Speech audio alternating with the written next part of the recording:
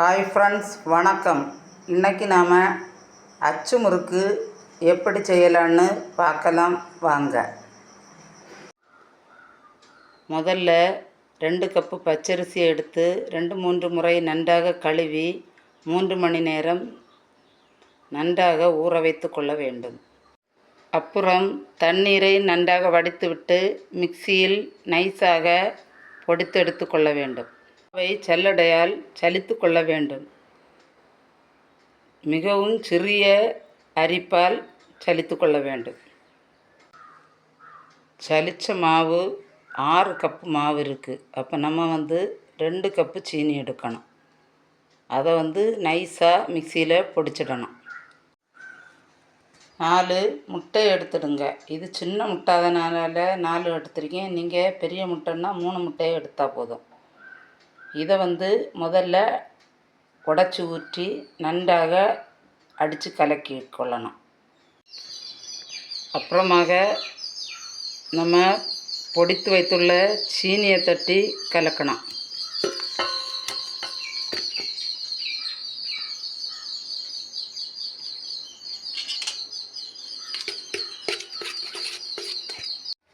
ஒரு மூடி தேங்காயை துருவி தேங்காய்பால் எடுத்துக்கொள்ள வேண்டும்.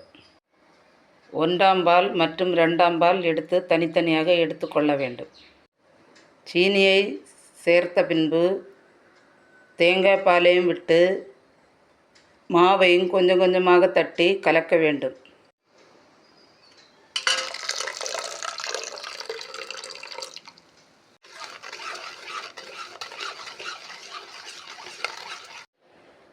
முதலில் 1ஆம் பாலை விட்டு கலக்க வேண்டும். தேவைப்பட்டால் 2ஆம் பாலை சேர்த்து கலக்க வேண்டும். ஒரு சின்ன கப்பு மாவை தனியாக எடுத்துக்கொள்ள வேண்டும். இது எதற்கு என்றால், நம்ம தண்ணி கூடிட்டுன்னா இந்த மாவை சேர்த்து கலக்கி அட்ஜஸ்ட் பண்ணி கொள்ளலாம். அதுக்காகத்தான். கொஞ்சம் எள்ளை மாவில் கலக்க வேண்டும்.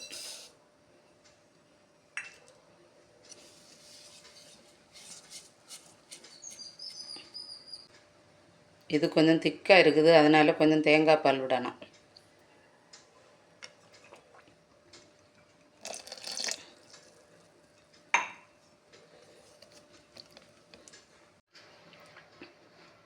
மாவானது இந்த ஆப்பத்துக்கெல்லாம் கலக்குவோம் இல்லை, அதே மாதிரி கொஞ்சம் தண்ணியாக தான் கலக்கணும். முறுக்கு சுடுவதற்கு முன்பாக மாவை கலக்கி விட்டு சுட தொடங்க வேண்டும். 4-5 முறுக்கு சுட்ட பின்பும் அடிக்கடி கலக்கி கொடுக்க வேண்டும். மாவை வேறு ஒரு சிறிய பாத்திரத்திற்கு ஊற்றி சுட வேண்டும். அச்சு முறுக்கு செய்ய முதலில் வாணலியை அடுப்பில் வைத்து தேவையான அளவு எண்ணெய் விட்டு எண்ணெய் காய்ந்ததும் அச்சை எண்ணெயில் போட வேண்டும். அச்சு நன்றாக காய்ந்த பிறகுதான் மாவில் தோய்த்து முறுக்கு செய்ய தொடங்க வேண்டும். எண்ணெய் காய்ந்த பின்பு தீயை மிதமாக வைத்து கொள்ள வேண்டும். இடையிடையே சின்ன சின்ன டிப்ஸு சொல்லியிருக்கேன். அதை நீங்கள் ஃபாலோ பண்ணினீங்கன்னா உங்களுக்கு முறுக்கு நன்றாக வரும். அச்சு நன்றாக காய்ந்ததும் மாவில்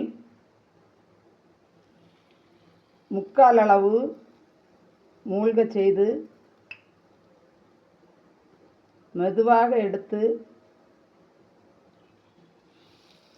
எண்ணெயில் 1, 2, 3, 4, 5 அடுத்து அச்சை கீழே போட வேண்டும். அடுத்து முறுக்கை திருப்பி போட வேண்டும். உடனடியாக முறுக்கை எடுத்து விட வேண்டும்.